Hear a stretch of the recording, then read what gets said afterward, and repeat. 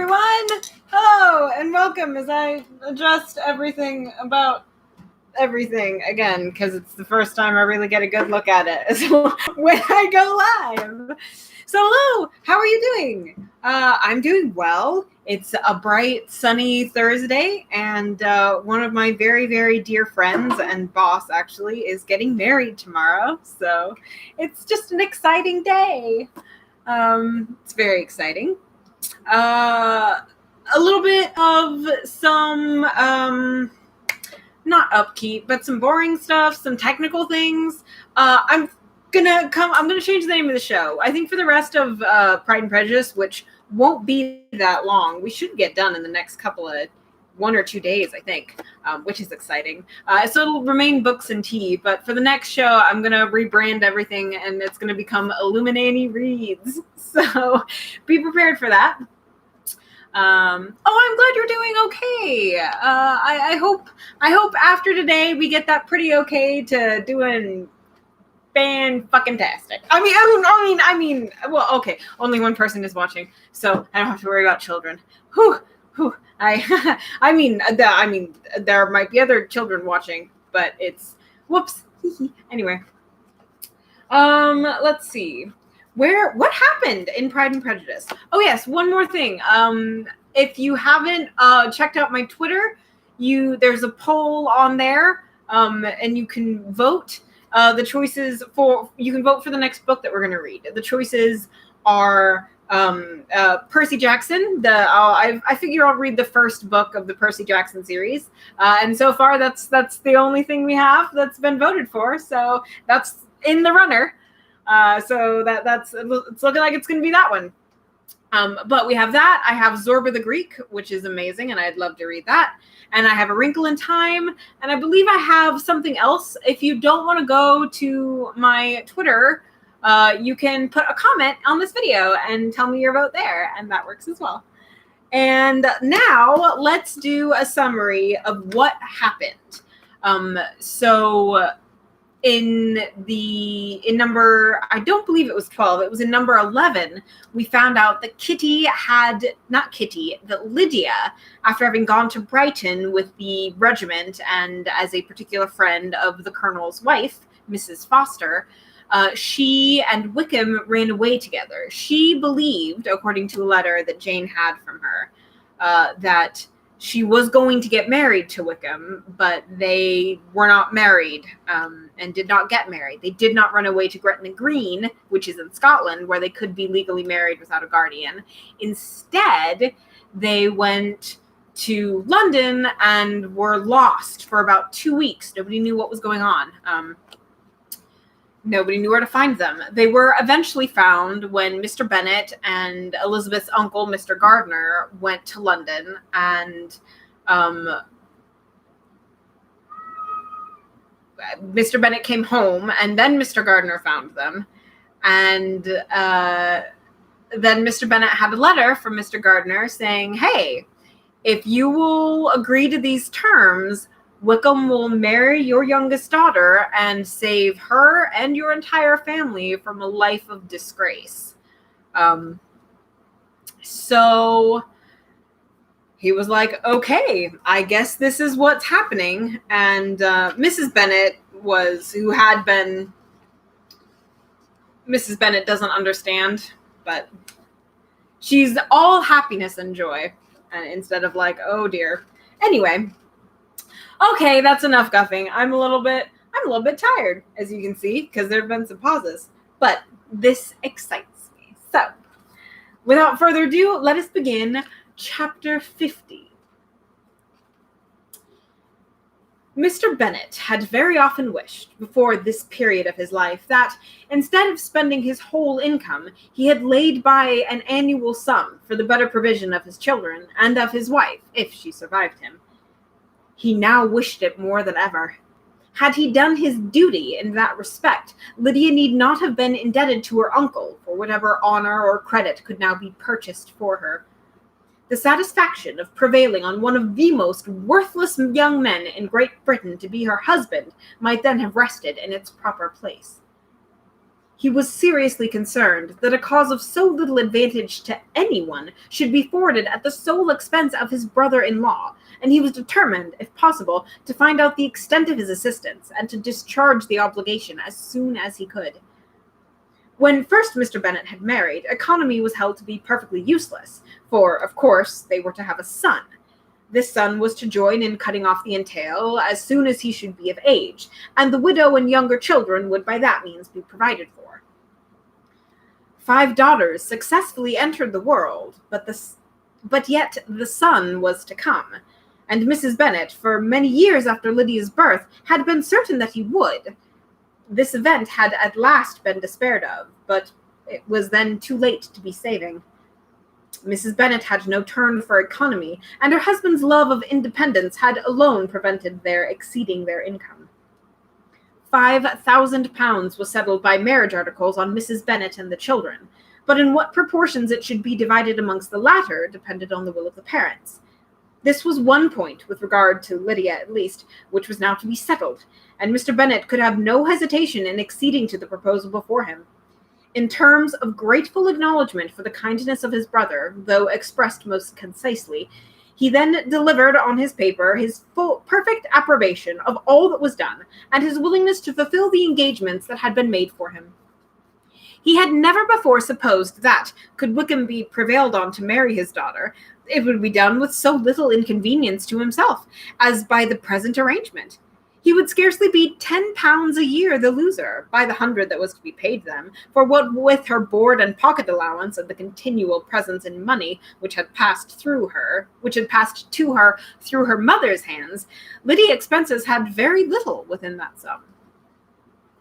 That it should be done with such trifling exertion on his side, too, was another very welcome surprise, for his chief wish at present was to have as little trouble in the business as possible. When the first transports of rage which had produced his activity in seeking her were over, he naturally returned to all his former indolence. His letter was soon dispatched, for, though dilatory in undertaking business, he was quick in its execution. He begged to know farther particulars of what he was indebted to his brother, but was too angry with Lydia to send any message to her. The good news quickly spread through the house, and with proportionate speed through the neighborhood. It was borne in the latter with decent philosophy. To be sure, it would have been more for the advantage of conversation had Miss Lydia Bennet come upon the town, or, as the happiest alternative, been secluded from the world in some distant farmhouse. But there was much to be talked of in marrying her, and the good-natured wishes for her well-doing, which had proceeded before from all the spiteful old ladies of Meryton, lost but little of their spirit in this change of circumstances, because with such a husband her misery was considered certain. It was a fortnight since Mrs. Bennet had been downstairs, but on this happy day she again took her seat at the head of her table, and in spirits oppressively high. No sentiment of shame gave a damp to her triumph. The marriage of a daughter, which had been the first object of her wishes since Jane was 16, was now on the point of accomplishment, and her thoughts and her words ran wholly on those attendants of elegant nuptials, fine muslins, new carriages, and servants. She was busily searching through the neighborhood for a proper situation for her daughter, and without knowing or considering what their income might be, rejected many as deficient in size and importance. Hay Park might do, said she, if the Goldings would quit it, or the great house at Stoke, if the drawing-rooms were larger. But Ashworth is too far off. I could not bear to have her 10 miles from me. And as for Purvis Lodge, the attics are dreadful. Her husband allowed her to talk on without interruption while the servants remained, but when they had withdrawn, he said to her, "Mrs. Bennet, before you take any or all of these houses for your son and daughter, let us come to a right understanding. Into one house in this neighborhood they shall never have admittance. I will not encourage the impudence of either by receiving them at Longbourn." A long dispute soon followed this declaration, but Mr. Bennet was firm. It soon led to another, and Mrs. Bennet found, with amazement and horror, that her husband would not advance a guinea to buy clothes for his daughter. He protested that she should receive no mark of affection whatever on the occasion. Mrs. Bennet could hardly comprehend it. that his anger could be carried to such a point of inconceivable resentment as to refuse his daughter a privilege without which her marriage would scarcely seem valid, exceeded all that she could believe possible. She was more alive to the disgrace which the want of new clothes must reflect on her daughter's nuptials than to any sense of shame at her eloping and living with Wickham a fortnight before they took place. Elizabeth was now most heartily sorry that she had, from the distress of the moment, been led to make Mr. Darcy acquainted with their fears for her sister, for since her marriage would so shortly give the proper termination to the elopement, they might hope to conceal its unfavorable beginning from all those who were not immediately on the spot. She had no fear of its spreading farther through his means. There were few people on whose secrecy she would have more confidently depended, but at the same time there was no one whose knowledge of a sister's frailty would have mortified her so much. Not, however, from any fear of disadvantage from it, individually to herself, for at any rate there seemed a gulf impassable between them. Had Lydia's marriage been concluded on the most honorable of terms, it was not to be supposed that Mr. Darcy would connect himself with a family where to every other objection would now be added an alliance and relationship of the nearest kind with a man whom he so justly scorned. From such a connection she could not wonder that he should shrink. The wish of procuring her regard, which she had assured herself of his feeling in Derbyshire, could not in rational expectation survive such a blow as this. She was humbled, she was grieved, she repented, though she hardly knew of what. She became jealous of his esteem when she could no longer hope to be benefited by it. She wanted to hear of him when there seemed the least chance of gaining intelligence. She was convinced that she could have been happy with him when it was no longer likely that they should meet. What a triumph for him, she often thought, how he could know that the proposals which she had proudly spurned only 4 months ago would now have been gladly and gratefully received. He was as generous, she doubted not, as the most generous of his sex, but while he was mortal, there must be a triumph. She began now to comprehend that he was exactly the man who, in disposition and talents, would most suit her. His understanding and temper, though unlike her own, would have answered all her wishes. It was a union that must have been to the advantage of both. By her ease and liveliness, his mind might have been softened, his manners improved, and from his judgment, information, and knowledge of the world, she must have received benefit of greater importance. But no such happy marriage could now teach the admiring multitude what connubial felicity really was. A union of a different tendency, and precluding the possibility of the other, was soon to be formed in their family. How Wickham and Lydia were to be supported in tolerable independence she could not imagine, but how little of permanent happiness could belong to a couple who were only brought together because their passions were stronger than their virtue, she could easily conjecture. Mr. Gardiner soon wrote again to his brother. To Mr. Bennet's acknowledgments he replied briefly, with the assurances of his eagerness to promote the welfare of any of his family, and concluded with entreaties that the subject might never be mentioned to him again. The principal purport of his letter was to inform them that Mr. Wickham had resolved on quitting the militia. It was greatly my wish that he should do so, he added, as soon as his marriage was fixed on, and I think you will agree with me in considering a removal from that corps as highly desirable, both on his account and my niece's. It is Mr. Wickham's intention to go into the regulars, and among his former friends there are still some of whom are able and willing to assist him in the army. He has the promise of an ensigncy in a general's regiment now quartered in the north. It is an advantage to have it so far from this part of the kingdom. He promises fairly, and I hope among different people, where they may each have a character to preserve, they will be more prudent. I have written to Colonel Foster to inform him of our present arrangement, and to request that he will satisfy the various creditors of Mr. Wickham in and near Brighton, with assurances of speedy payment, for which I have pledged myself. And will you give yourself the trouble of carrying similar assurances to his creditors in Meryton, of whom I shall subjoin a list according to his information? He has given in all his debts. I hope at least he has not deceived us. Haggeston has our directions, and all will be completed in a week. They will then join his regiment, unless they are first invited to Longbourn. And I understand from Mrs. Gardiner that my niece is very desirous of seeing you all before she leaves the south. She is well and begs to be dutifully remembered to you and her mother. Yours, etc., E. Gardiner. Mr. Bennet and his daughters saw all the advantages of Wickham's removal from the shire, as clearly as Mr. Gardiner could do, but Mrs. Bennet was not so well pleased with it. Lydia being settled in the north, just when she had expected most pleasure and pride in her company, for she had by no means given up her plan of their residing in Hertfordshire, was a severe disappointment. And besides, it was such a pity that Lydia should be taken from a regiment where she was acquainted with everybody and had so many favourites. She is so fond of Mrs. Foster, said she. It will be quite shocking to send her away. And there are several of the young men, too, that she likes very much. These officers may not be so pleasant in this general's regiment. Her daughter's request, for such it might be considered, of being admitted into her family again before she set off to the north, received at first an absolute negative. But Jane and Elizabeth, who agreed in wishing, for the sake of their sister's feelings and consequence, that she should be noticed on her marriage by her parents, urged him so earnestly, yet so rationally and so mildly, as to receive her and her husband at Longbourn as soon as they were married, that he was prevailed on to think as they thought and act as they wished. And their mother had the satisfaction of knowing that she should be able to show her married daughter to the neighbourhood before she was banished to the north. When Mr. Bennet wrote again to his brother, therefore, he sent his permission for them to come, and it was settled that as soon as the ceremony was over, they should proceed to Longbourn.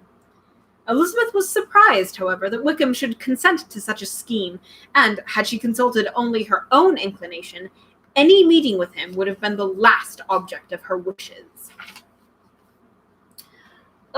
Tea.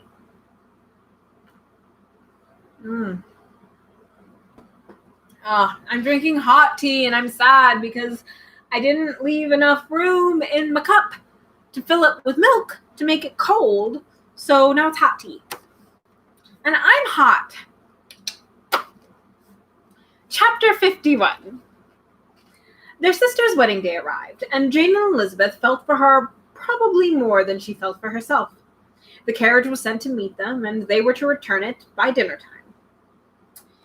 Their arrival was dreaded by the elder Miss Bennets, and Jane more especially, who gave Lydia the feelings which would have attended herself had she been the culprit, was wretched in the thought of what her sister must endure. They came. The family were assembled in the breakfast room to receive them. Smiles decked the face of Mrs. Bennet as the carriage drove up to the door. Her husband looked impenetrably grave, her daughters alarmed, anxious, uneasy.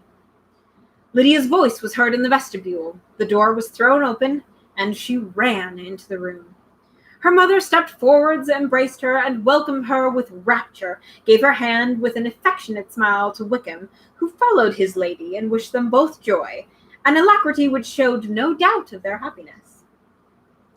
Their reception from Mr. Bennet, to whom they then turned, was not quite so cordial. His countenance rather gained in austerity, and he scarcely opened his lips. The easy assurance of the young couple, indeed, was enough to provoke him. Lydia was disgusted, and even Miss Bennet was shocked. Lydia was Lydia still, untamed, unabashed, wild, noisy, and fearless.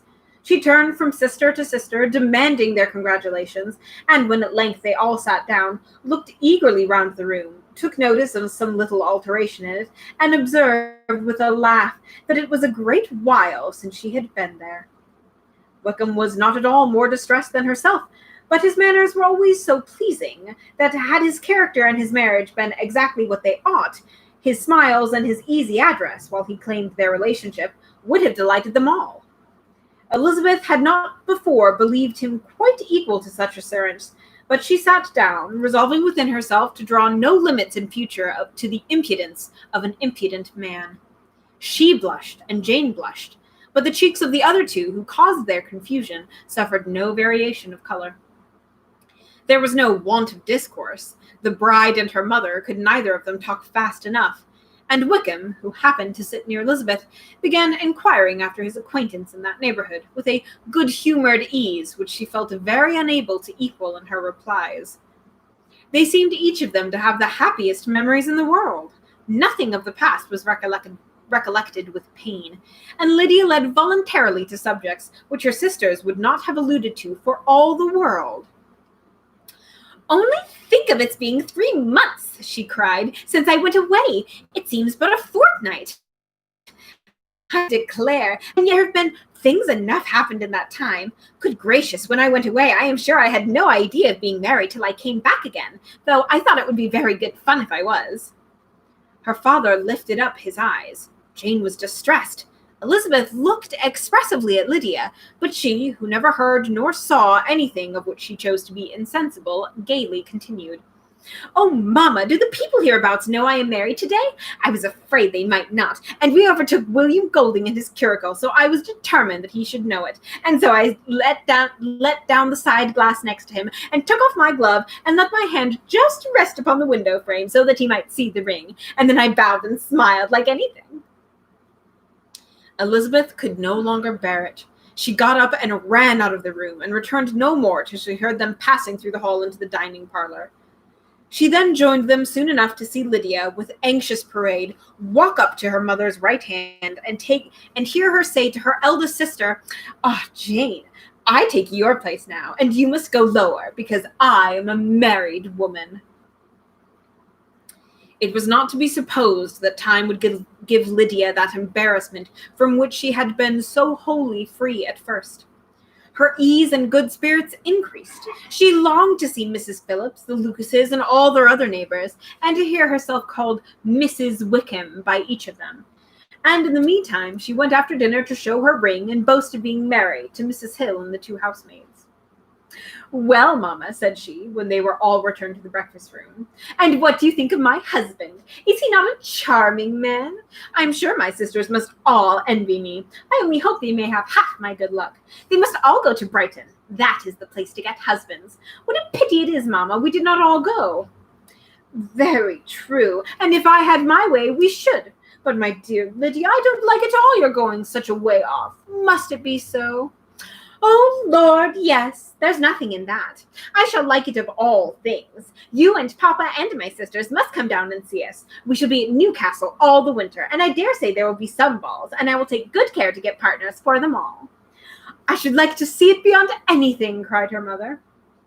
"And then when you go away, you may leave 1 or 2 of my sisters behind you, and I dare say I shall get husbands for them before the winter is over." "I thank you for my share of the favor," said Elizabeth, "but I do not particularly like your way of getting husbands." Their visitors were not to remain above 10 days with them. Mr. Wickham had received his commission before he left London, and he was to join his regiment at the end of a fortnight. No one but Mrs. Bennet regretted that their stay would be so short, and she made the most of the time by visiting about with her daughter and having very frequent parties at home. These parties were acceptable to all. To avoid a family circle was even more desirable to such as did think than such as did not. Wickham's affection for Lydia was just what Elizabeth had expected to find it, not equal to Lydia's for him. She had scarcely needed her present observation to be satisfied, from the reasons of things, that their elopement had been brought on by the strength of her love rather than by his, and she would have wondered why, without violently caring for her, he chose to elope with her at all, had she not felt that his flight was rendered necessary by distress of circumstances, and if that were the case, he was not the young man to resist an opportunity having a companion. Lydia was exceedingly fond of him. He was her dear Wickham on every occasion, and no one was to be put in competition with him. He did everything best in the world, and she was sure he would kill more birds on the 1st of September than anybody else in the country. One morning, soon after their arrival, as she was sitting with her 2 elder sisters, she said to Elizabeth, "Lizzie, I never gave you an account of my wedding, I believe. You were not by when I told Mamma and the others all about it. Are you not curious to hear how it was managed?" "Not really," replied Elizabeth. "I think there cannot be too little said on the subject." "Law, you're so strange. But I must tell you how it went off. We were married, at St. Clement's, because Wickham's lodgings were in that parish, and it was settled that we should all be there by 11 o'clock. My uncle and aunt and I were to go together, and the others were to meet us at the church. Well, Monday morning came, and I was in such a fuss. I was so afraid, that something would happen to put it off, and then I should have gone quite distracted. And there was my aunt all the time I was dressing, preaching and talking away, just as if she was reading a sermon.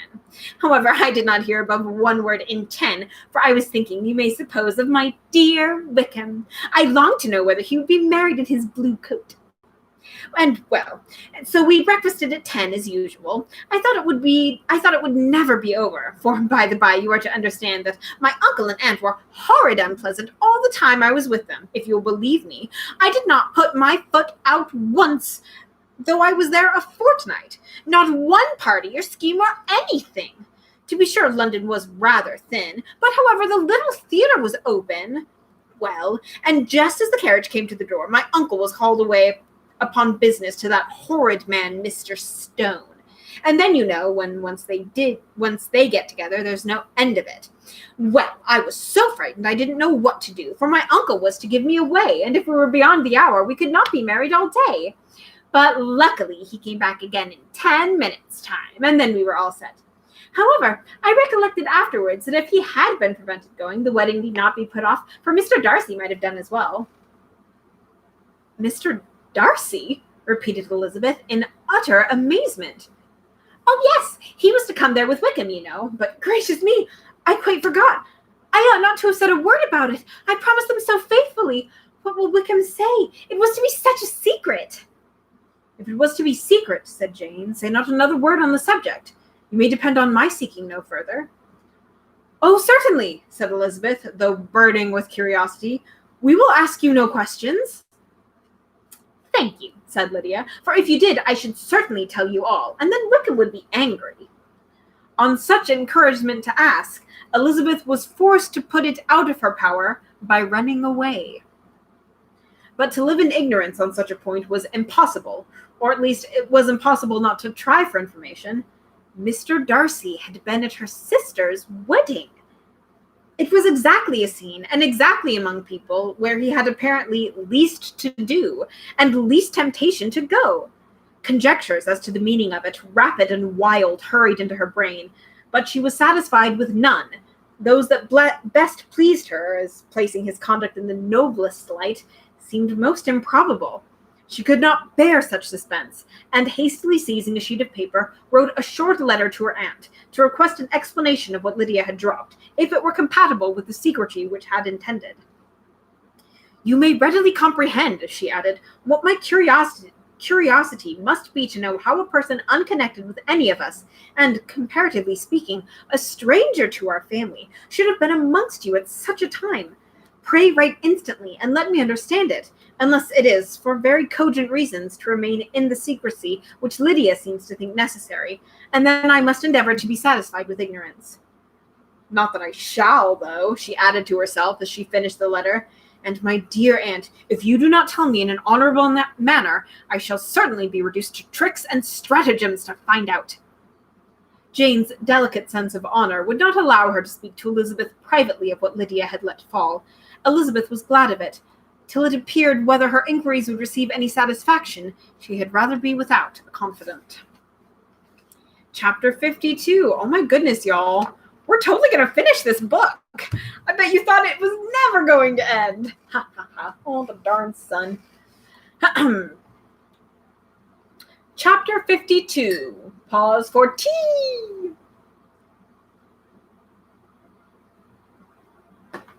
Ah, very good. Excellent. Yes, good. Elizabeth had the satisfaction of receiving an answer to her letter as soon as she possibly could. She was no sooner in possession of it than, hurrying into the little copse where she was least likely to be interrupted, she sat down on one of the benches and prepared to be happy, for the length of the letter convinced her that it did not contain a denial. Here is the letter. My dear niece, I have just received your letter, and shall devote this whole morning to answering it, as I foresee that a little writing will not comprise what I have to tell you. I must confess myself surprised by your application. I did not expect it from you. Don't think me angry, however, for I only mean to let you know that I had not imagined such enquiries to be necessary on your side. If you do not choose to understand me, forgive my impertinence. Your uncle is as much surprised as I am, and nothing but the belief of your being a party concerned would have allowed him to act as he had done. But if you are really innocent and ignorant, I must be more explicit.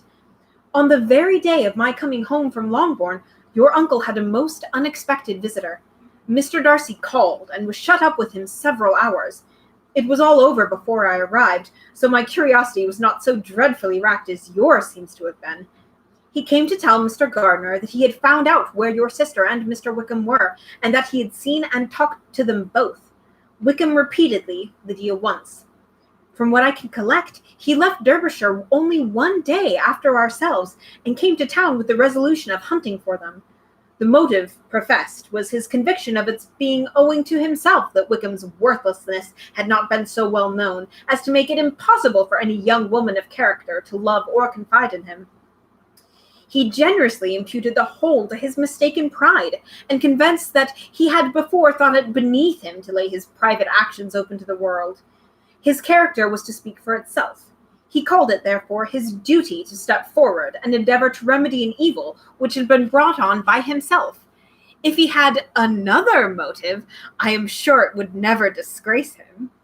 He had been some days in town before he was able to discover them, but he had something to direct his search, which was more than we had, and the consciousness of this was another reason for his resolving to follow us.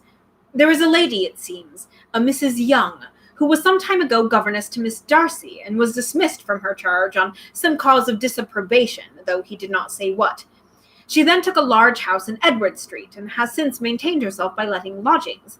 This Mrs. Young was, he knew, intimately acquainted with Wickham, and he went to her for intelligence of him as soon as he got to town. But it was 2 or 3 days before he could get from her what he wanted. She would not betray her trust, I suppose, without bribery and corruption, for she really did know where her friend was to be found. Wickham indeed had gone to her on their first arrival in London, and she had been able to receive them into her house. And had she been able to receive them into her house, they would have taken up their abode with her. At length, however, our kind friend procured the wished-for direction. He saw Wickham, and afterwards insisted on seeing Lydia. His first object with her, he acknowledged, had been to persuade her to quit her present disgraceful situation, and return to her friends as soon as they could be prevailed on to receive her, offering his assistance as far as it would go. But he found Lydia absolutely resolved on remaining where she was.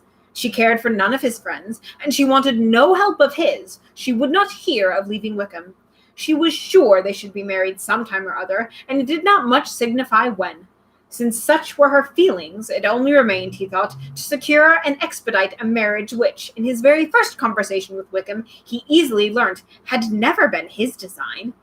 He confessed himself obliged to leave the regiment on account of some debts of honor which were very pressing, and scrupled not to lay all the ill consequence of Lydia's flight on her own folly alone.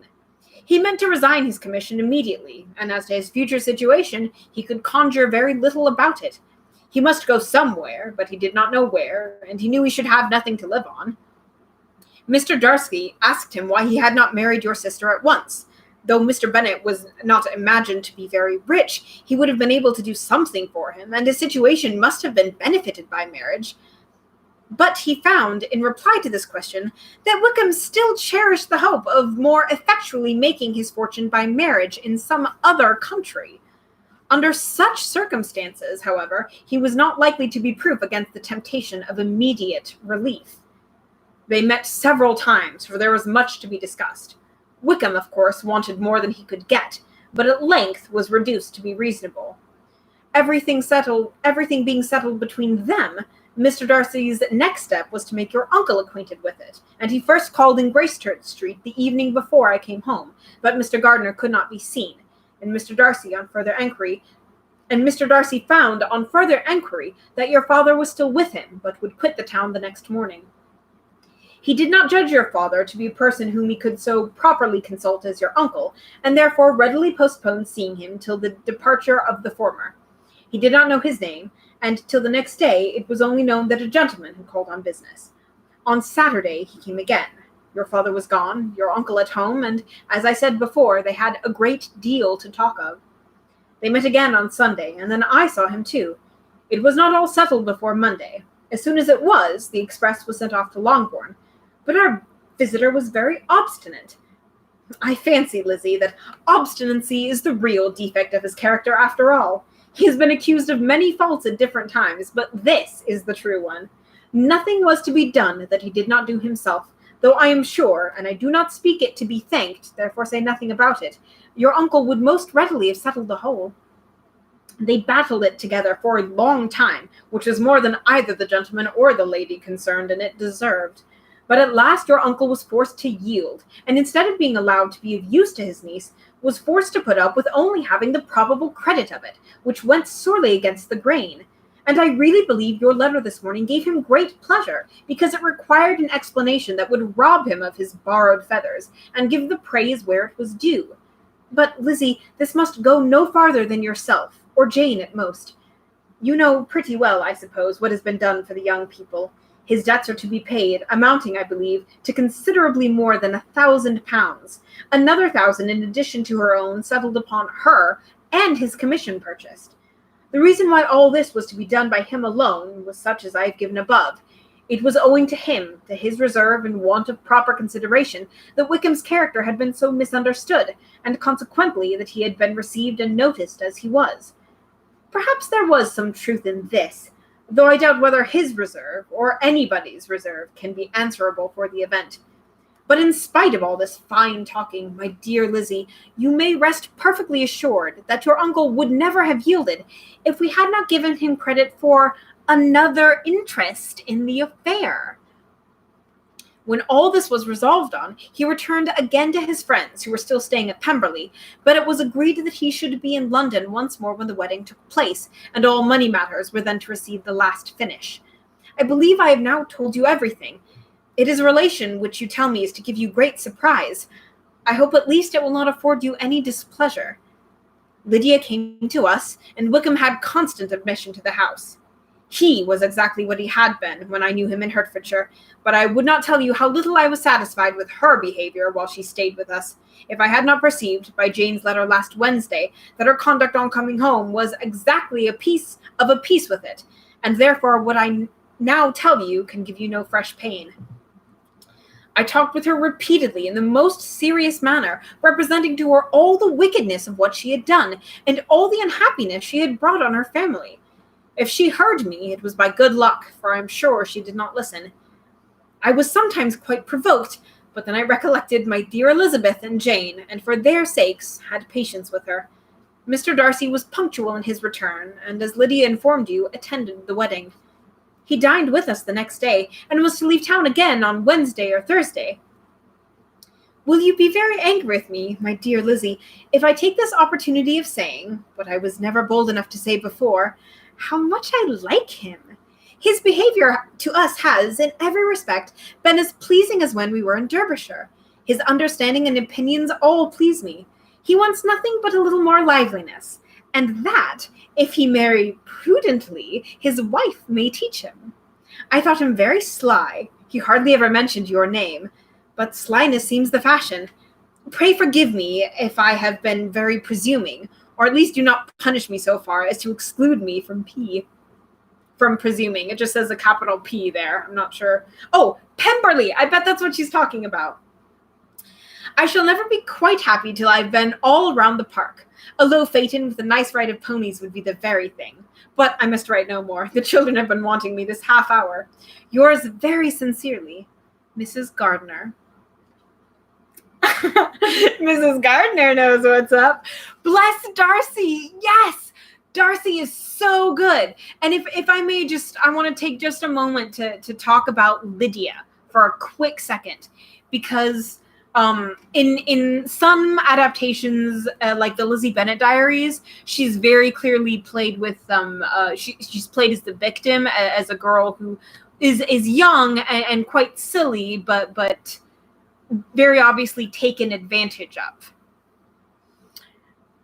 But in the book, in Jane Austen's writing of it, Lydia is not a victim.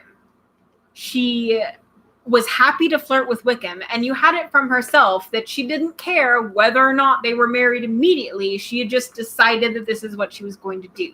She had no forethought. She had no sense of what her actions would meant in a greater sense. She was very small-minded and childish, and the real badness, not that that's bad, we all have a place to grow, but what is truly wrong and what makes her a lost cause is that when people attempted to tell her, hey, your actions have hurt others, she responded with flippancy and determined ignorance. And that is the sin of Lydia.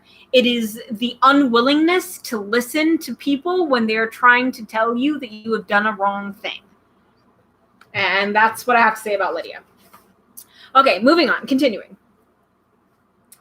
The contents of this letter threw Elizabeth into a flutter of spirits, in which it was difficult to determine whether pleasure or pain bore the greatest share. The vague and unsettled suspicions which uncertainty had produced of what Mr. Darcy might have been doing to forward her sister's match, which she had feared to encourage as an exertion of goodness too great to be probable, and at the same time dreaded to be just from the pain of obligation, were proved beyond their greatest extent to be true. He had followed them purposefully to town, had taken on himself all the trouble and mortification attendant on such a research, in which supplication had been necessary to a woman who he must abominate and despise, and where he was reduced to frequently meet, reason with, persuade, and finally bribe the man whom he had always most wished to avoid, and whose very name it was a punishment for him to pronounce. He had done all this for a girl whom he could neither regard nor esteem. Her heart did whisper that he had done it for her. But it was, I hope, shortly checked by other considerations, and she soon felt that even her vanity was insufficient, when required to depend on his affection for her, for a woman who had already refused him, as able to overcome a sentiment so natural as abhorrence against relationship with Wickham. Brother-in-law of Wickham? Every kind of pride must revolt from the connection. He had, to be sure, done much. She was ashamed to think how much. But he had given a reason for his interference, which asked no extraordinary stretch of belief. It was reasonable that he should feel he had been wrong. He had liberality, and he had a means of excising it, and she thought she would not place herself as his principal inducement. She could, perhaps, believe that remaining partiality to her might assist his endeavors in a cause where her peace of mind must be materially concerned. It was painful, exceedingly painful, to know they were under obligations to a person who could never receive a return. They owed the restoration of Lydia, her character, everything to him. Oh, how heartily did she grieve over every ungracious sensation she had ever encouraged, every saucy speech she had ever directed towards him. For herself, she was humbled, but she was proud of him. Proud that in a cause of compassion and honor, he had been able to get the better of himself. She read over her aunt's commendation of him again and again. It was hardly enough, but it pleased her. She was even sensible of some pleasure, though mixed with regret, on finding how steadfastly both she and her uncle had been persuaded that affection and confidence subsisted between Mr. Darcy and herself. She was roused from her seat and her reflections by someone's approach, and before she could strike into another path, she was overtaken by Wickham. "I'm afraid I interrupt your solitary ramble, my dear sister," he said, as he joined her. "You certainly do," she replied with a smile, "but it does not follow that the interruption must be unwelcome." "I should be sorry indeed if it were. We were always good friends, and now we are better." "True. Are the others coming out?" "I do not know. Mrs. Bennet and Lydia are going in the carriage to Meryton. And so, my dear sister, I find from our uncle and aunt that you have actually seen Pemberley." She replied in the affirmative. "I almost envy you the pleasure, and yet I believe it would be too much for me, or else I could take it in my way to Newcastle. And you saw the old housekeeper, I suppose? Poor Reynolds. She was always very fond of me, but of course she did not mention my name to you." "Yes, she did." "And what did she say?" "That you were gone into the army, and she was afraid had not turned out well." At such a distance as that, things are strangely misrepresented. Certainly, he replied, biting his lips. Elizabeth hoped she had silenced him, but he soon afterwards said, I was surprised to see Darcy in town last month. We passed each other several times. I wonder what he can be doing there. Perhaps preparing for his marriage with Mr. Berg, said Elizabeth. It must be something particular to take him there at this time of year. Undoubtedly. Did you see him while you were at Lambton? I thought I understood from the gardeners that you had. Yes, he introduced us to his sister. And do you like her? Very much. I have heard indeed that she is uncommonly improved within this year or two. When I last saw her, she was not very promising. I'm glad you liked her. I hope she will turn out well. I dare say she will. She's got over the most trying age. Did you go by the village of Kimpton? I do not recollect that we did. I mention it because it is the living which I ought to have had. A most delightful place. Excellent parsonage house. It would have suited me in every respect. How should you have liked making sermons? Exceedingly well. I should have considered it as part of my duty, and the exertion would have been nothing. One ought not to repine, but to be sure, it would have been such a thing for me.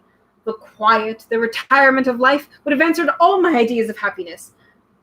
But it was not to be. Did you ever hear Darcy mention the circumstance when you were in Kent? I have heard from the authority, which I thought as good, that it was left you conditionally only, at the will of the present patron. Yes, there was something in that. I told you so from the first, you may remember.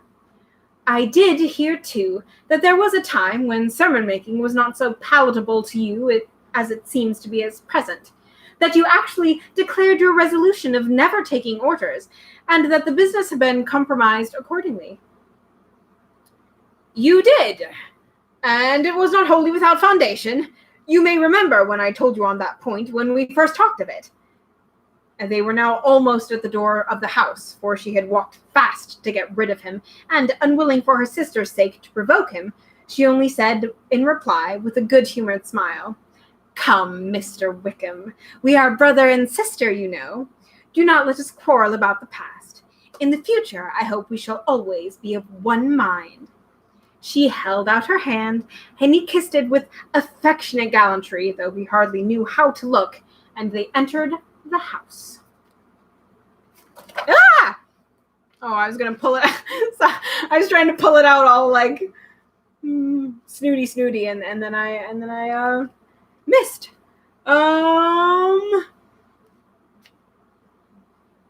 I think we're gonna. I lost my place, and I'm not gonna find it.